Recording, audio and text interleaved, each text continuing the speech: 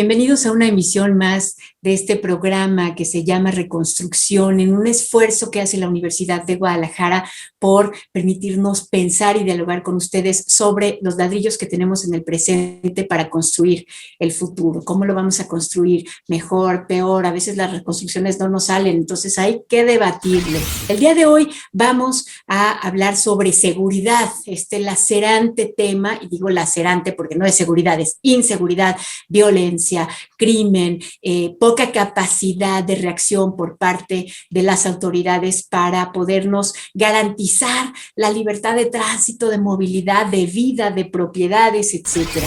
Y vamos a tener además un panel de expertos de lujo. Vamos a tener a Alejandro Ope, a Celina Romero, a Alejandra Guillén, a Jorge Chabat.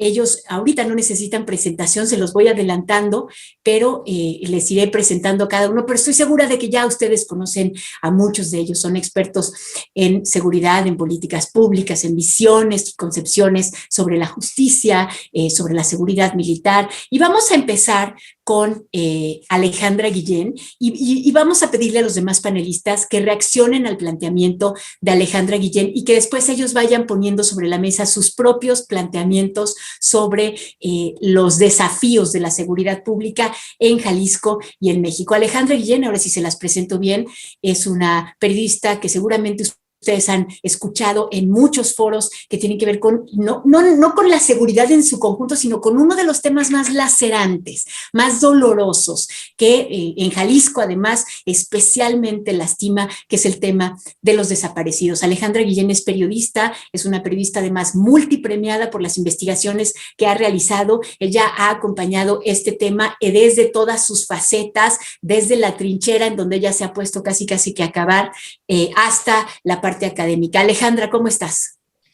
Hola, Ibabel, pues muchas gracias. Un gusto poder hablar de este tema que me parece es pues urgente, ¿no? Sobre todo si consideramos que Jalisco es el estado con más desaparecidos a nivel nacional. Y pues sin duda yo primero quiero decir que más que experta, no me considero así, sino que simplemente en estos 10 años he, digamos, caminado y he escuchado y aprendido de las familias y de la dignidad de las personas que buscan, ¿no? A la maestra Cristina Sánchez, de 28 años, la desaparecieron en diciembre pasado, cuando su hijo tenía 7 meses de edad. Hace pocas semanas encontraron su cuerpo y su hermana decía en un post que obviamente el dolor de lo que implicaba el crimen, ¿no? La desaparecen y bueno, aparece asesinada. Y dice, su cuerpo lo arrojaron en un predio cuando su cuerpo aún resguardaba el alimento de su bebé, ¿no? Le quitaron el derecho a este pequeño de la alimentación y estar con su madre. A otra compañera, colega, en una entrevista con una madre, le decía, tengo una perrita recién parida, ¿no? Decía la mamá. Un día había un terregal y la perra empezó a cargar a sus perritos para meterlos al baño, porque estaban en el patio. El terregal venía con un aire frío y la perrita empezó a meter a sus perritos. No puedo ver, decía ella, escenas como esas que me enternezcan, como ver a la perrita o ver a una gallina que recoge a sus pollitos. No puedo verla sin llorar. Mi hija no pudo irse por su propio pie, mi hija. El lunes pasado supimos que a 3 estudiantes que habían desaparecido los encontraron asesinados y ese fue el Día de la Madre, ¿no? En esta entidad y en este país. Y yo pienso que más que la cifra de 12,000 desaparecidos, 80,000 en este país, me parece que la tragedia está en esos pequeños relatos de lo que implica ser madre en este país. Es o buscar a tu hijo desaparecido o tener miedo que te desaparezcan, sino, o sea, digamos que seas el siguiente, y el derecho a una madre a no poder criar y proteger a su cría y viceversa, ¿no? Toda esta generación que no está siendo atendida, y me parece que no podemos hablar de seguridad y violencia sin que sea esto lo central, ¿no? A pesar de que sin duda la narrativa del gobierno estatal y del gobierno federal es ocultar y negar lo que está ocurriendo, y que incluso desde las ciencias sociales es un gran desafío desafío porque no nos ponemos de acuerdo en cómo nombrar, ¿no? Hay disputas de si lo llamamos como violencia simplemente, si aspiramos a la paz, si esto es una guerra contra la humanidad, ¿no? Hay, digamos, distintas posturas, si esto es un conflicto interno, un conflicto armado interno no declarado, y me parece que todavía no logramos tener una definición, pero lo que queda claro es que esto no es una guerra contra el narco, ¿no? Nos parece que esto es fundamental, y yo creo que en Jalisco, particularmente siendo la capital del lavado de dinero, tenemos que preguntarnos de qué manera los cuerpos y las cuerpas de todos los desaparecidos y desaparecidas en esta entidad aceitan el engranaje de este negocio multimillonario, ¿no? Porque tenemos desaparecidos que obviamente son asesinados, enterrados, ocultados en fosas, pero también tenemos la práctica ya cada vez más común de esclavos que están en los cerros de nuestra entidad y de todo el país, y que de alguna forma pues son estos cuerpos que aceitan este negocio y que nunca, digamos, se hace este vínculo, ¿no? O una pregunta que tal vez no hemos respondido y tal vez ni nos hemos planteado: ¿por qué en la capital del lavado de dinero crece el cártel más poderoso, ¿no? Que es, bueno, ya sabemos cuál es. Y diría, pues, los grandes desafíos que nos siguen mostrando que no es una prioridad, que tenemos un CEMEFO colapsado, donde no hay una política pública real para que se hagan exhumaciones masivas o para que se identifique, para que haya grupos como lo hubo hace 2 años durante algunos meses para poder identificar, y entonces esto se ha convertido en otra fosa, pero institucionalizada, ¿no? Como otro espacio desaparecedor. Tenemos, como dije, campamentos, lo dije porque sé que hay, por muchos testimonios en muchas entidades, campamentos que no están siendo buscados para liberar a los desaparecidos. Y tenemos pues también una entidad que en hallazgo de fosas se ha convertido, yo pensaría, en los últimos 2 o 3 años, algunos municipios tienen cifras igual de altas o más altas de cuerpos exhumados que como lo fue San Fernando, Tamaulipas, hace 10 años, ¿no? Entonces, yo me pregunto si el reto o el desafío es estar pensando que sean autoridades o nuevos, digamos, pensando en un reto de política pública.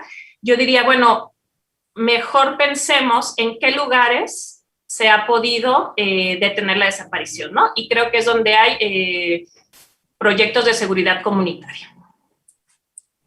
Muy interesante, Alejandra, qué bueno que empezamos contigo, porque además empezamos con un problema tan concreto, una manifestación tan evidente, aunque las tragedias no son comparables, pero esta, la de la desaparición en México, creo que es una de las más horrorosas de las manifestaciones de la inseguridad.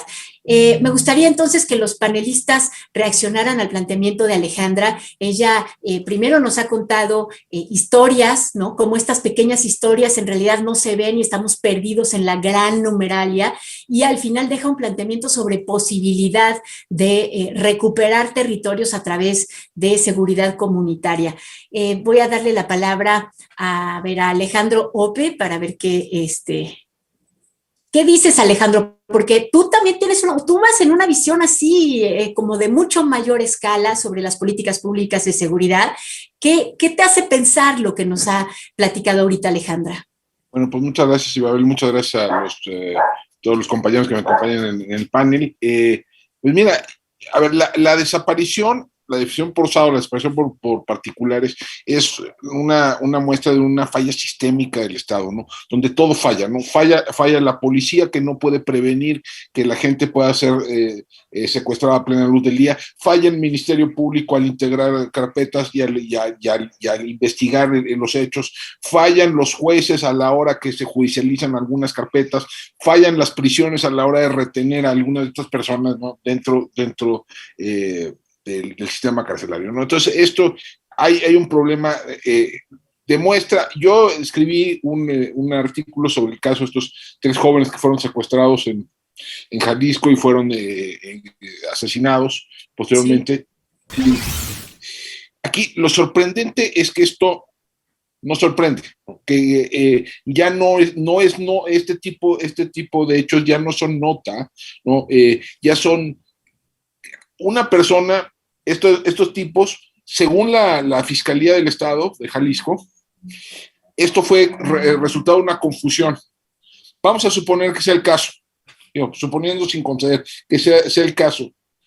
Imaginemos este proceso es unos pistoleros pueden entrar a plena luz del día a una casa en una colonia céntrica de la ciudad de Guadalajara, llevarse por la fuerza a tres personas, presuntamente descubrir posteriormente que no eran las personas que estaban buscando. Y allí lo que les ocurrió que había que hacer era asesinarlos y arrojarlos a la vera de una carretera, ¿no? Y que eso no les generara ningún tipo de temor ante una posible sanción a las personas que cometieron esto. Esto es una demostración de una falla sistémica, ¿no? Y como decía Alejandro, yo creo que tiene toda la razón. Aquí no hay varitas mágicas para resolver esto, sino lo que se necesita es ir construyendo la seguridad de abajo hacia arriba, colonia por colonia, comunidad por comunidad. Bueno, pues entonces vamos a tener que analizar esto, en qué consiste un poquito más adelante. Ahora le doy la palabra al doctor Jorge Chabat, que después se los voy a presentar propiamente, pero ahorita estamos en las reacciones y no quiero perder tiempo. Jorge, ¿qué opinas de lo que acaban de decir tanto Alejandra como Alejandro sobre esto de reconstruir desde abajo? Tú eres un teórico que tiene nociones sobre la concepción de seguridad en el país, que he visto que nos has dicho en repetidas ocasiones que está equivocada. Sí, bueno, mira, yo lo que diría respecto a lo que dijo Alejandra, ella decía, el gobierno quiere ocultar y negar lo que está ocurriendo. Yo creo que es peor, lo ignora, ni siquiera le presta atención. Y esto no es algo nuevo. En el sexenio de Peña Nieto se decidió que, pues, como este tema de la violencia y la inseguridad, pues era muy desagradable y costoso, y fue un poco las críticas que se hacía constantemente a Calderón, decidió no hablar del tema. Y dijeron, vamos a hablar del desarrollo económico y del Mexico Moment, y ya, y como si con eso se resolvía el problema. Y el gobierno actual tampoco quiere hablar del tema, quiere hablar de la gran transformación que está ocurriendo en México, y todos los días ocurren este tipo de tragedias, que son tragedias en todo el sentido de la palabra, de jóvenes que desaparecen, seguramente muchos de ellos asesinados por razones que no sabemos, secuestros, en fin, es una tragedia cotidiana todos los días, y el Estado parece que simplemente no se inmuta, ni se entera, ni hace nada y no pasa nada. Entonces, sí creo que hay un problema también como señalaba Alejandro, de que toda la cadena de seguridad está funcionando mal, ¿no? Y en ese sentido, pues yo creo que sí habría que poner atención exactamente en todos estos eslabones, porque efectivamente no es solo un tema de policías, sino de ministerios públicos, de jueces, de prisiones. Claro, toda la cadenita. Celina Romero, ¿cuál es tu perspectiva? Tú estás más en el ámbito de seguridad y defensa nacional. ¿Cómo ves el planteamiento de los desaparecidos? Mira, la situación es catastrófica. Incluso México, por la ONU, ha sido definido como de los 10 principales países a nivel mundial por mayor casos de desapariciones, ¿no? Jalisco en lo particular ocupa el primer lugar a nivel nacional por desapariciones. De acuerdo a la ENVIP, en 2020, México a nivel nacional tuvimos más de 106,000 secuestros. ¿Qué quiere decir esto? Que al final del día no hay una clasificación real, porque el secuestrado obviamente no denuncia, pero también está desaparecido. Entonces, dentro de la misma desagregación no hay una clasificación real, ¿no? Entonces, al final del día, esto es la consecuencia de una serie de delitos donde incluso la raíz de fondo es el miserable presupuesto que los gobiernos le están destinando al tema de la seguridad y la defensa nacional. Entonces, al final del día, yo estuve revisando que para el ejercicio del presupuesto de egresos de la Federación, para el ejercicio 2020, se entregaron 113,877 millones de pesos divididos para la Federación y los estados. Esto representa el 0.43% del PIB y el 0.86% de lo que es el presupuesto de egreso. En cuanto a la destinación que Jalisco también hizo del presupuesto, a la Fiscalía le entregó el 2.1% del total del presupuesto y a la Secretaría de Seguridad Pública el 1.4%, ¿no? Entonces, ahí nosotros también tendremos que ver eso. Hay que seguir el dinero. Bueno, pues entonces cerramos este bloque. Alejandro nos ha dicho que en el tema de los desaparecidos da escalofrío las explicaciones que nos dan, sean ciertas o no sean ciertas, todas dan escalofríos y es toda la cadena la que falla. Jorge también nos ha explicado que además tenemos que involucrar la visión sobre una justicia mucho más amplia que también incorpore a jueces y otras instancias. Y Celina nos viene a decir, por último, ante el terrible panorama que ha puesto sobre la mesa Alejandra Guillén, que pues también hay que seguir el dinero, si no hay dinero en el presupuesto, no hay amor para el tema. Usted está viendo Reconstrucción, estamos hablando de seguridad, vamos a un corte y regresamos.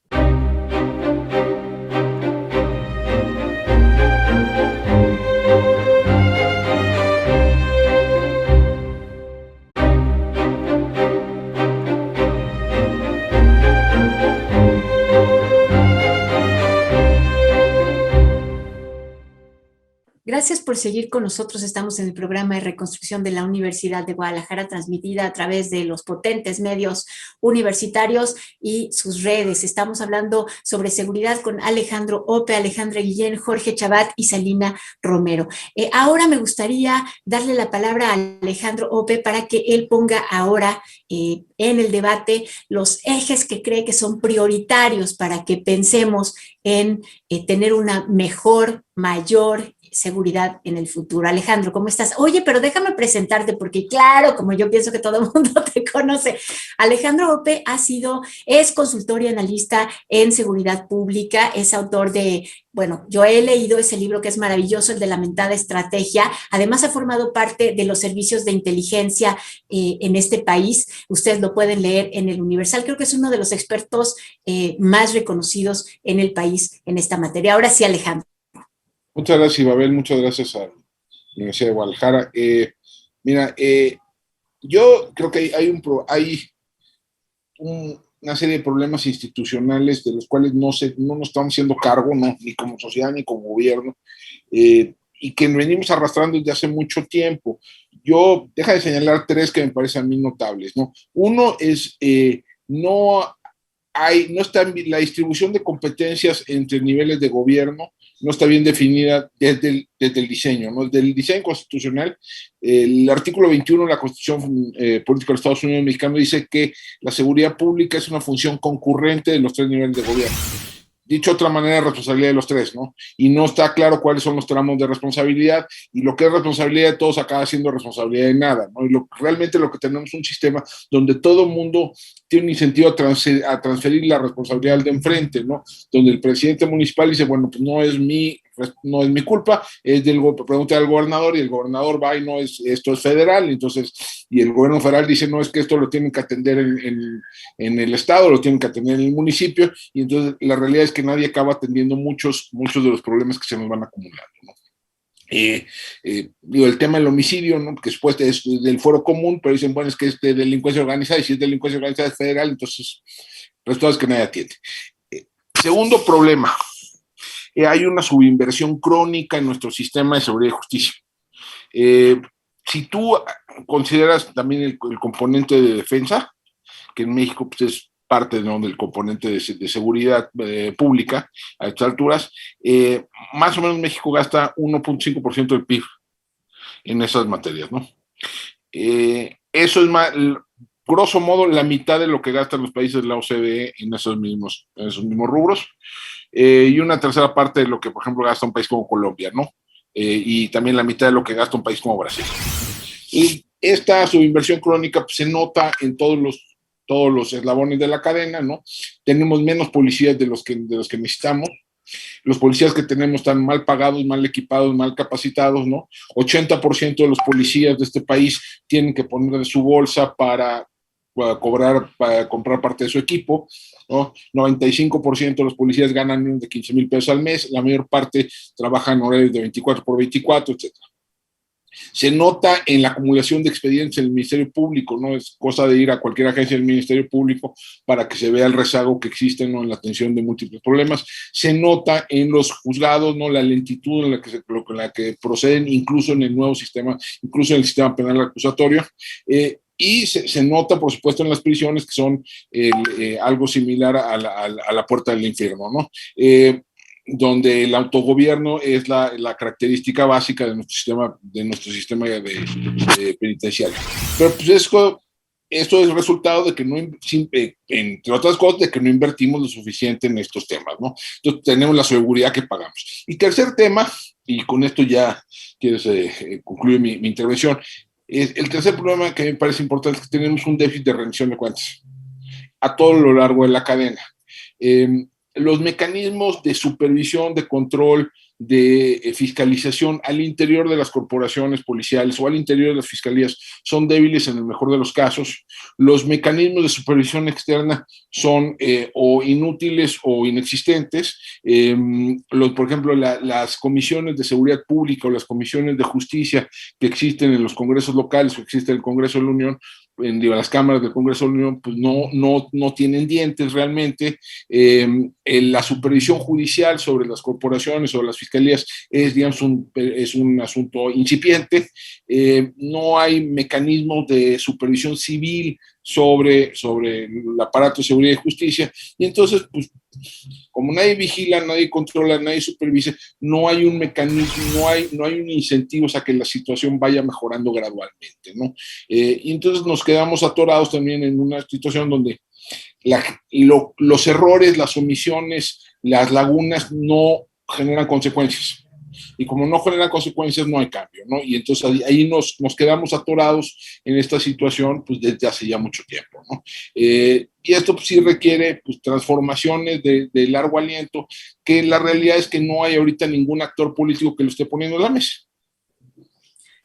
A ver, entonces, Alejandro, lo que nos has puesto ahorita es que todo el rompecabezas está mal. El diseñito de la figura de seguridad está mal hecha, tiene mal las patas porque nadie sabe qué le toca a quién. Además, hay una subinversión, no destinamos recursos y aparte nadie vigila a nuestros cuerpos de seguridad. Y entonces, ¿cómo queremos obtener mejores resultados si están mal puestas las bases? Antes de pedirle la reacción a los panelistas, me gustaría escuchar el planteamiento también de Celina Romero al respecto. Celina, en unos 5 o 6 minutos también, platícanos cuáles son los desafíos que tú ves en la seguridad pública. Y antes déjenme decirle quién es ella. Celina Romero, ella es la primera y única civil que hay en la Academia Nacional de Estudios Políticos y Estratégicos de Chile. Ella estudió en la Universidad de Guadalajara, se especializó en temas de seguridad y ahora pues es un orgullo que sea la primera civil que esté allá, así que nos va a dar su perspectiva, que creo que va a ser distinta porque está en esos temas. Celina. Bueno, pues muchísimas gracias nuevamente por la invitación. Realmente hay un punto bien importante que tenemos que hacer señalar a los gobiernos, ¿no? Que la seguridad y la justicia son las dos piedras angulares que determinan no solamente la existencia, sino también la permanencia de un Estado, ¿no? El no garantizar también la seguridad, pero al ver una agenda desvinculada de la agenda de seguridad, de justicia, al final lleva a que nosotros tengamos una visión desarticulada, como ya lo mencionaron los panelistas anteriores, ¿no? Al final, yo considero que nosotros, para que podamos resolver los temas de la seguridad en los 3 niveles del país, tendríamos que empezar por crear un sistema de planificación estratégica, ella que conlleve a la innovación de procesos mediante objetivos claros, que ellos permitan alcanzar la condición de seguridad que todo país debe de alcanzar, y para ello considero que se deben de atender 5 principales ejes. El primero sería la profesionalización del personal que integra las instituciones de seguridad, en donde aquí quede asentado un robusto proceso de selección y capacitación, pero también que se determinen los protocolos de actuación policial. El segundo punto de esta planificación necesariamente tiene que llevar una planeación estratégica en el corto, mediano y largo plazo, donde se determine también el equipamiento de trabajo y protección del policía, así como también de la infraestructura tecnológica con la que deben de contar las instituciones de seguridad. Pero para ello un tercer punto es tener un adecuado plan cuadrante que esté vinculado al C5. El cuarto sería duplicar al menos el número de ministerios públicos y policías ministeriales, al menos en la cuestión de Jalisco, porque están rebasados con el doble de carpetas de trabajo y tenemos la mitad de ministerios públicos por cada 100,000 habitantes. Esto nos va a permitir que nosotros podamos integrar adecuadamente las carpetas de investigación y así tener mayor probabilidad de lograr sentencias condenatorias.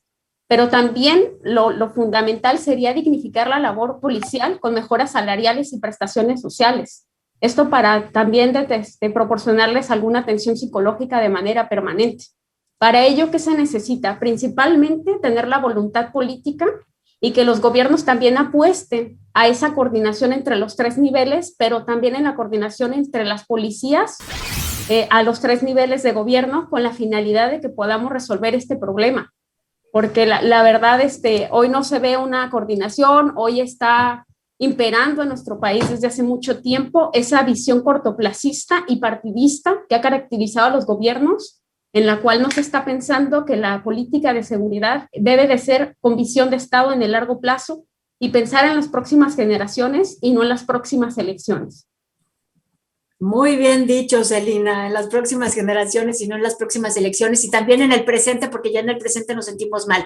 Bueno, entonces el panorama es el siguiente. Alejandro Ope nos ha dicho que el diseño está mal, las competencias están enredadas, hay una subinversión y además... además no hay fiscalización y además Celina todavía lo ha vuelto más complejo porque nos habla de problemas de implementación, de falta de profesionalización de los cuerpos de seguridad, de falta de planificación y entonces, y coincide también con Alejandro en que no hay coordinación. Les voy a pedir a nuestros siguientes panelistas que reaccionen al respecto. Alejandra, ¿cómo vinculas esto con los rostros que tú ves que sufren la inseguridad?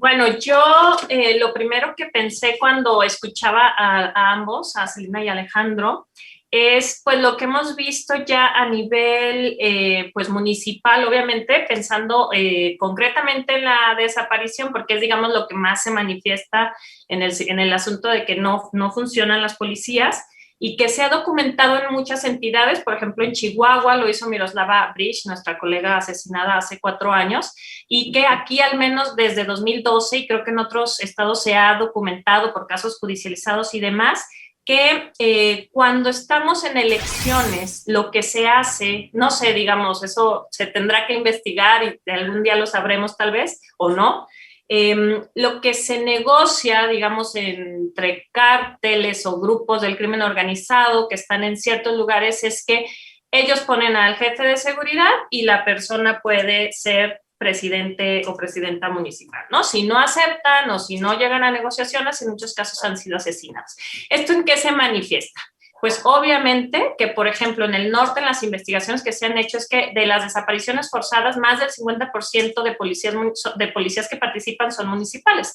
Aquí en Jalisco tenemos por lo menos 40, pero creo que hay más datos. No quiero decir un dato que no sea real, pero leí, creo, alguna nota donde decía que incluso hay más de 100 casos judicializados. No sé si ese dato sea real, pero 40 más o menos sí. Entonces, ¿qué pasa? Que las policías municipales están trabajando como el brazo desaparecedor que luego entrega al cártel, ¿no? Como en una reestructura de como este dispositivo desaparecedor. Y yo aquí creo que debemos de pensar que también las policías municipales están obligadas. O sea, en algunos casos sí puede ser un asunto de corrupción, pero tampoco tienen el respaldo para poderse negar a esto, ¿no? Entonces, me parece que esto es fundamental. Gracias, Alejandra. Doctor Jorge Chabat. Jorge, a ver, aquí ya lo acaba, todavía le metió un elemento adicional a Alejandra al hablar de no solamente el problema de diseño y los problemas de implementación, sino que además son parte del problema las policías. No, totalmente de acuerdo. Yo creo que el tema de la corrupción es un tema central, es lo que explica buena parte del problema de por qué no se puede combatir la inseguridad, y yo creo que ha sido subestimado por los gobiernos en el pasado. Se ve como un tema pues marginal y es el centro del problema. O sea, como he dicho muchas veces, si hay algo peor que una policía corrupta y mal equipada, es una policía corrupta y bien equipada. ¿no? Porque si tú no resuelves el problema de corrupción, le estás dando más recursos a una institución que no está funcionando y que además, como se señaló ahorita, son cómplices trabajan para el crimen organizado. Yo creo que es un tema central que desde luego tiene que ver con los recursos que se destinan, hay que dar más recursos, pero si tú no resuelves el problema de la corrupción, es, como se dice vulgarmente, echarle dinero bueno al malo. O sea, no te va a resolver nada. Y yo creo que ahí ese es el gran reto y lo que estamos viendo en el actual proceso electoral, donde tienes incluso candidatos que abiertamente tienen nexos con el crimen organizado. En alguna entidad hay riesgo de que haya un narcogobernador abiertamente vinculado. Bueno, no nomás en una, creo que en varias. Pero en fin, entonces sí estamos frente a un problema central y que no parece que el Estado esté reaccionando y lentamente el crimen organizado se está apoderando de las instituciones del Estado y el Estado por lo mismo empieza a ser incapaz ya de reaccionar, ¿no? Entonces, pues sí tenemos ahí un problema muy serio, además de los que ya mencionaron, efectivamente, de la coordinación, de la cadena de seguridad que no funciona, del tema de los ministerios públicos, que es uno de los grandes, el eslabón débil de esta cadena de seguridad, las prisiones, en fin, ahora sí que pues, ¿por dónde empezar? ¿No? Yo creo que hay un problema. Eso es lo que iba a preguntar, Jorge, ¿por dónde empezar? Alejandro, tú mencionaste el problema del diseño institucional, el problema de los recursos, pero ahorita Jorge dice algo importante. ¿Qué tal si les damos más recursos y resulta que no? Tenemos que empezar por el tema de la vigilancia. O sea, ¿hay un paso que se tiene que dar primero? ¿O cuál es o hay que hacerlo todo de a poquito? Tú incluso estás en contra de las grandes estrategias. ¿Por dónde, Alejandro? ¿Por dónde se te ocurre? Mira, el panorama, si tú lo ves, el panorama global se ve muy negro, pero si tú le rascas un poco más escala, además hay algunas experiencias que son alentadoras en el espacio local, ¿no? Pienso casos como el de Escobedo, Nuevo León, el caso de Chihuahua, el caso de Colima, la ciudad de Colima, Ciudad Neza en el Estado de México, Morelia durante un trienio, donde se lograron implementar, digamos, transformaciones importantes a las policías municipales que de manera medible, ¿no? Modificaron las condiciones de seguridad en esos entornos, ¿no? Yo creo que hay varias áreas de oportunidad importantes para reformar a las corporaciones municipales, para empezar a darles algunas de las funciones que tradicionalmente hemos ido ubicando en el Ministerio Público. Yo estoy de acuerdo con Jorge, ese es el nodo, ¿no? que impide la transformación del sistema, está allí, ¿no? Yo creo que si hay si uno le rasca, sí empieza a encontrar prácticas por aquí, por allá, empieza a encontrar algunas experiencias que son alentadoras. Tienes un caso, digo, que documentado importante, por ejemplo, en La Laguna, en Coahuila de Durango, ¿no? Donde redujeron de manera muy importante los niveles de inseguridad allá por 2013 y se han mantenido de manera más o menos constante desde entonces. O sea, sí hay la posibilidad de hacer transformaciones desde lo local y que le cambian la vida a algunas personas. Ahora, para transformaciones nacionales de más calado, pues yo creo que se requieren construir coaliciones que pues, por el momento no están ahí, ¿no? Fíjate qué importante lo que acabas de decir y qué interesante. O sea, hay garbanzos de a libra en el ámbito local que nos pueden enseñar el camino y sin embargo muchas administraciones en México, y no solamente en México sino en el mundo, dicen, bueno, mientras arreglo todo lo demás, meto al ejército. Celina, ¿qué opinas de eso? Mientras que todo lo demás se arregle porque va despacio y porque no se puede todo de jalón, que entre el ejército o hacemos una Guardia Nacional militarizada. Mira, realmente si tú me preguntas si es lo mejor, si es lo óptimo, pues no, pero también cayendo en la realidad de nuestro país, no tenemos ahorita una fuerza de seguridad que sea capaz de hacerle frente al crimen organizado con el nivel de fuerza y de equipamiento que tienen, ¿no? Pero, o sea, ya llevamos más de 15 años con los militares fuera de los cuarteles y los indicadores de violencia e inseguridad pues no van a la baja, entonces tampoco no es una opción. El problema es que también en México se han desarticulado las agencias de inteligencia Y en vez de una política, pues de un principio de Calderón, de la guerra contra el narco, ¿no? Y de ahora de una política de abrazos y no balazos, pues tampoco es. Considero que el Estado mexicano tiene que buscar reforzar sus sistemas de inteligencia en el ámbito policial, civil y militar, y esto aunarlo a las unidades de inteligencia financiera y cortar los brazos que le permiten el poder al crimen organizado, a través de cortarles las entradas de dinero y también el inhibir las entradas de armas al país, ¿no? Yo creo que quitándole esos dos móviles principalmente pudiéramos hacerlo, pero con inteligencia y nuevamente pues no, los militares no son la opción, pero si también lo recapitulamos y hacemos una memoria, pues los Zetas, el grupo de los Zetas, que eran los grupos aeromóviles de fuerzas especiales del ejército mexicano que desertaron en los años 90 y se anudaron en el cártel del Golfo, ¿no? Llegó un momento en que también los otros cárteles dijeron, bueno, si el cártel del Golfo tiene militares, ¿yo por qué no? Entonces ahora lo que está en el problema en los cárteles de la droga en México, pues es que operan también como que son criminales organizados a nivel transnacional, operan como grandes empresas y no solamente es el narcotráfico. Entonces, ¿qué pones a las calles a pelear contra militares que desertaron? Pues otros militares, porque también en ese tiempo estuvieron en el cártel del Golfo los maras y los caibales, también que fueron un ejército de élite de Guatemala, ¿no? Entonces, pues tendríamos que ver también esta situación. Oigan, siento que van poniendo una capa oscura sobre otra para que ya veamos muy negro el escenario. Cada vez me meten un elemento nuevo que me pone aquí muy mal. Alejandra, ¿cómo te has topado tú a los servicios de inteligencia que menciona Celina y a los propios militares en el problema de los desaparecidos? Bueno, yo voy a tratar de vincularlo más de qué ha significado la llegada de militares y de la Marina en ciertos pueblos donde hay disputas económicas muy fuertes, por ejemplo, la costa de Michoacán, que es de los pocos lugares donde no se ha podido privatizar la tierra, digamos, sigue siendo comunal porque viven ahí nahuas.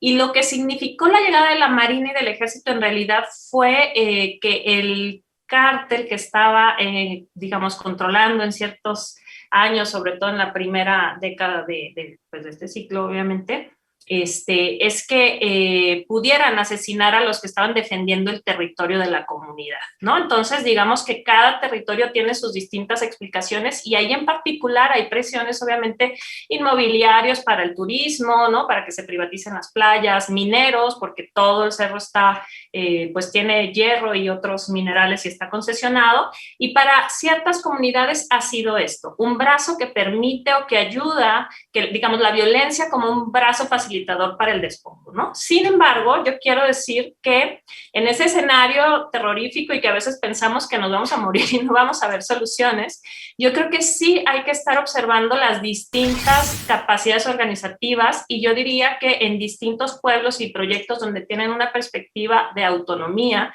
donde han desarmado policías y ellos se han encargado de la seguridad y no es solo tener sus propios policías, sino que toda la población está involucrada en la seguridad y en una vigilancia territorial cuadra por cuadra, rancho por rancho, han tenido éxito en algunos lugares y me parece que eso hay que verlo, no para copiar, sino para ver todas estas experiencias, para ver qué hacemos donde vivimos. ¿Cómo le hacemos, Alejandro, para que estas tareas luminosas que han podido tener en comunidad no se conviertan en autodefensas, por ejemplo, que sí son, que pueden convertirse en una amenaza? A ver, ahí hay una discusión que no es sencilla, ¿no? Cuando hablamos de autodefensas, es que la realidad es que estamos hablando de una multiplicidad de fenómenos, ¿no? En muchos casos son grupos armados que tienen una clarísima deriva criminal, ¿no? En otros sí son, digamos, expresiones orgánicas de la comunidad defendiéndose. Pienso ahí el caso de Cherán en Michoacán, ¿no? Que es un caso notable, pero pues tienes otras, ¿no? Donde pues la autodefensa pues, es el brazo armado de tal o cual el grupo criminal o incluso es el grupo criminal mismo, ¿no? Y hay esos actores armados que están en el territorio, pues muchas veces cambian rápidamente de bando, cambian de lealtad y pues operan pues con gran capacidad de violencia y pocas reglas, ¿no? Pero por otro lado también pueden ser experiencias luminosas, ¿no? Como en un extremo que nos está contando Alejandra. El caso de Cherán me parece tal vez el más notable, ¿no? En donde pues ahí la comunidad se organizó y se puso para defenderse a sí misma. Tienes tal vez hacia ese extremo, tienes algunas de las policías comunitarias de Guerrero, tal vez, y tienes hacia el lado, digamos, más de brazos armados, de grupos criminales, pues muchas de las autodefensas que surgieron en Michoacán hacia 2013-2014, ¿no? Entonces, yo sí creo que aquí hay un problema también hay un fracaso notable del Estado, que no es que no esté presente, es que aun cuando está presente, pues opera muchas veces como un actor armado más, ¿no? Y en vez de ponerse por encima de estos conflictos, pues forma parte de ellos, ¿no? Entonces ahí, no, yo sí tengo pues muchos resquemores de cómo pensar este tipo de experiencias, ¿no? Claro, no es un camino sencillo y puede ser un camino que se desvirtúe a pesar de lo luminoso que ha demostrado ser en algunos lugares. Vamos a un corte, regresamos. Usted está viendo Reconstrucción, estamos hablando de seguridad.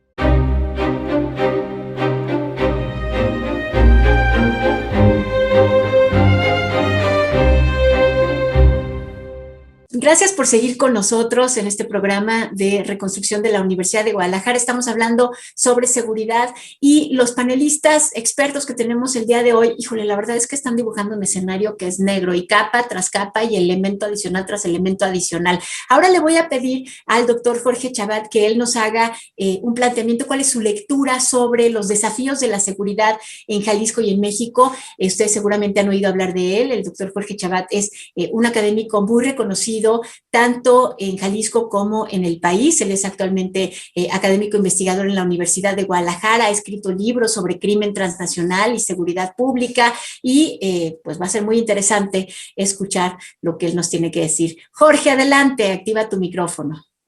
Sí, gracias. Bueno, mira, ya muchas cosas ya se han dicho. Yo creo que está claro que hay problemas de coordinación, la cadena de seguridad no está funcionando bien.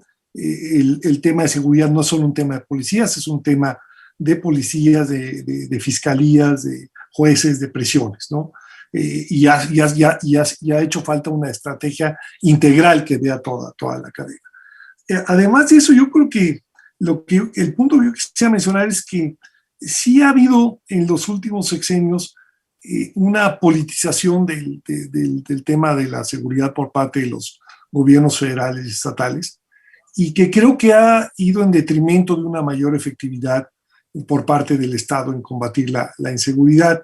Si uno ve las cifras de homicidios, que desde luego no es el único indicador de la inseguridad, pero es uno importante, la cifra de homicidios empezó a incrementarse a partir de 2007, en el sexenio de Calderón, tuvo un pico en el 2011 y empezó a bajar a partir de abril de 2011. Y siguió bajando 2012, 2013 incluso, ¿no? Y de repente en 2014 volvió a subir de manera incontrolada y ahora estamos en niveles mucho peores que el peor nivel de Calderón. ¿Cuál es la explicación de eso? Bueno, la narrativa del gobierno de Peña Nieto y del gobierno actual es que la criminalidad ha venido creciendo de manera constante todo el tiempo y esto no es así. Hubo un momento en que empezó a bajar. La hipótesis que yo tengo es que algo empezó a funcionar más o menos, con todos los problemas que desde luego tenía o tiene la policía o tenía la Policía Federal, empezó a bajar y lo que hizo el gobierno de Peña Nieto fue abandonar la Policía Federal. No creció nada la Policía Federal en todo el sexenio de Peña Nieto. El mismo número, es más, hasta disminuyó un poquito, el mismo número de efectivos que tenía al principio del sexenio era el que tenía al final, ¿sí? Y López Obrador dijo, pues como esto no mejora, pues es culpa de la Policía Federal. Es culpa y hay que desaparecerla y vamos a hacer la Guardia Nacional. Cuando realmente yo creo que había cierta experiencia ahí que se podía haber aprovechado. A pesar de los problemas que ya sabemos que hay de corrupción, pues siempre hay problemas de corrupción. Cualquiera que se meta con el crimen organizado está expuesto a la corrupción. Entonces yo creo que ahí ha habido una falta de continuidad, una falta de visión de Estado, en parte porque el discurso con el que llegó Peña Nieto y sobre todo López Obrador fue de que el sexenio de Calderón había generado pues un número de muertos y que era culpa de Calderón. Algo que también creo que hay que matizar, porque finalmente esta idea de que todo lo que pasa en la inseguridad y en la relación del Estado con los criminales es por lo que hace o deja de hacer el Estado es incorrecto.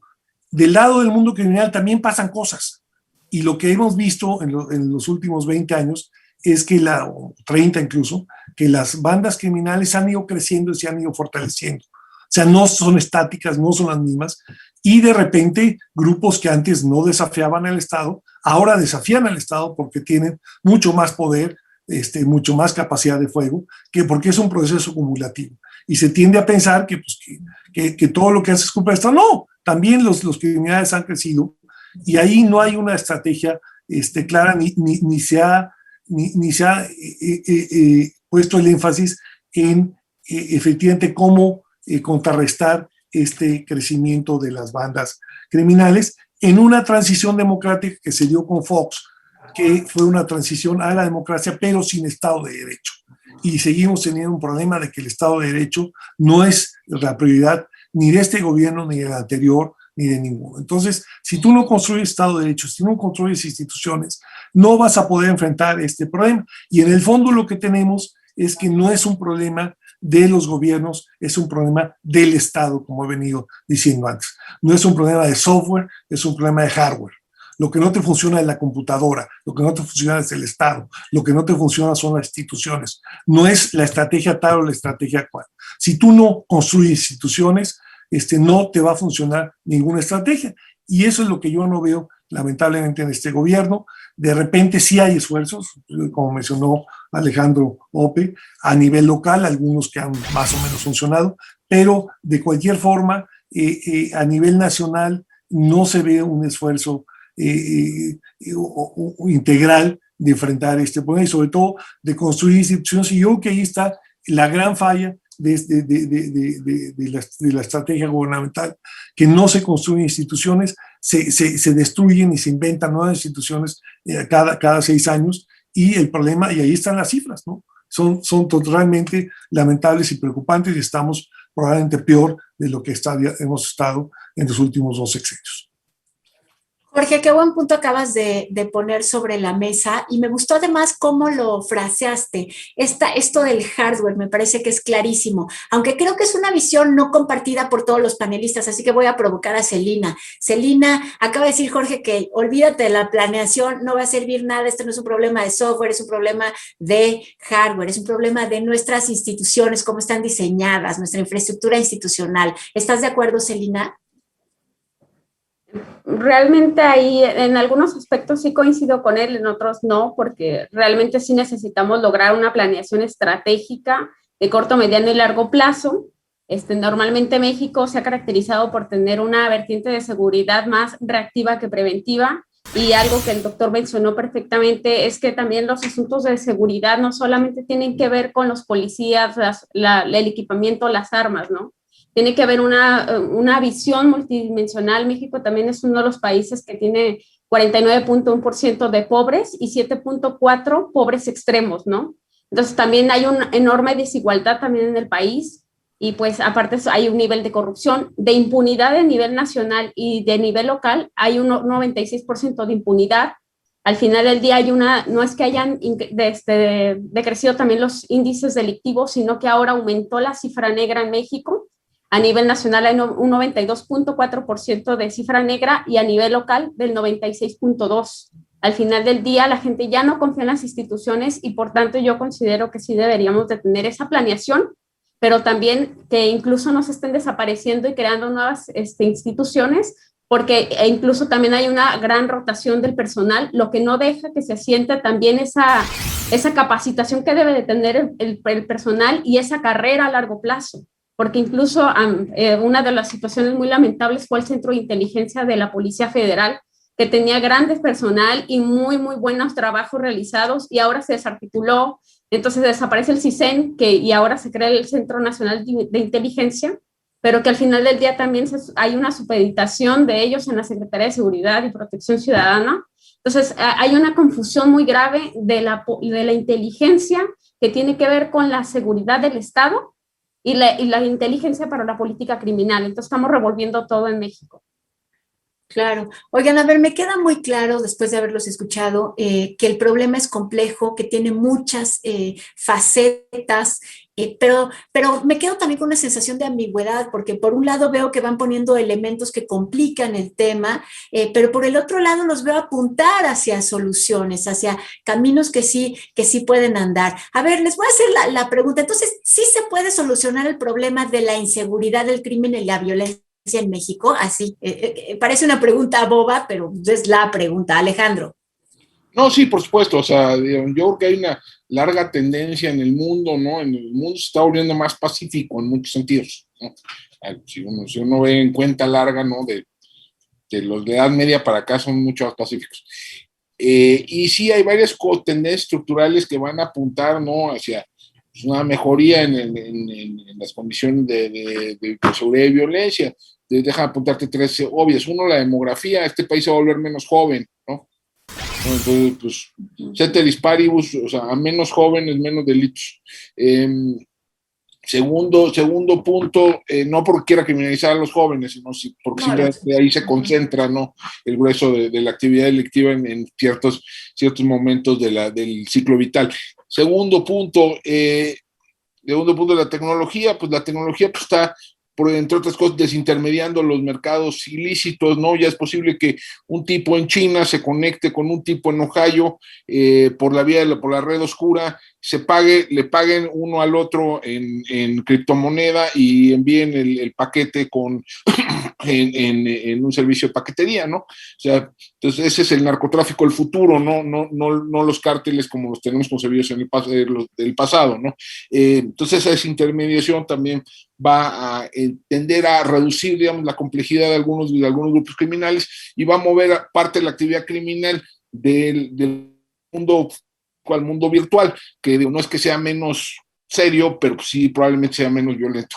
Y tercero, pues hay en la medida que se vaya desarrollando una clase media en el país, pues irá también generándose condiciones, ¿no? De políticas más favorables para una transformación gradual pero sostenida de las instituciones. Bueno, al menos eso es posible, ¿no? ¿Cuánto tiempo va a tomar esto? Pues mucho tiempo, ¿no? Sin duda, las tendencias están cambiando, el mundo está cambiando y tenemos poco tiempo, pero yo alcancé a ver que Alejandra Guillén como que fruncía el ceño ahorita que estaba hablando sobre estas tendencias, Alejandra, tú eres la más optimista y ahora no me digas que no te gustó esta visión que también tiene elementos optimistas. No sé, la verdad es que creo que yo no o sea, creo que en el fondo no puedo responderlo y a veces sí creo que no, o sea, no quisiera que fuera así, pero siento que no voy a ver la solución tal vez, ¿no?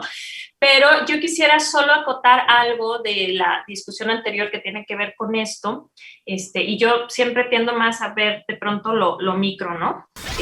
Cuando hablábamos de la seguridad comunitaria, yo creo que tiene que ver más con organización y con responder a asambleas y responder a una comunidad que tiene 500 años organizada, digamos, que es un asunto pues de larga data y no tanto de armas. Sin embargo, yo coincido plenamente en que no va a poderse enfrentar de manera general sin lo que dijo Celina, que es combatir la entrada de dinero y la entrada de armas. Las armas me parece que son clave. Gracias, Alejandra. Híjole, me quedé picada, pero ya estamos llegando al final del programa. Y bueno, sí, tiene que ver más con la red social y con la participación, entiendo, que con la organización armada y la justicia por propia mano. Bueno, que quede allí eso planteado. Y con eso terminamos. Les digo que me quedé picada. Muchas gracias a los expertos panelistas que nos acompañaron el día de hoy en este programa de reconstrucción, a Alejandro Ope, a Alejandra Guillén, a Jorge Chabat y a Celina Romero. Les agradecemos mucho que hayan compartido con nosotros sus preocupaciones, pero también las ventanas que ustedes pueden ver que sí se pueden abrir. Muchas gracias.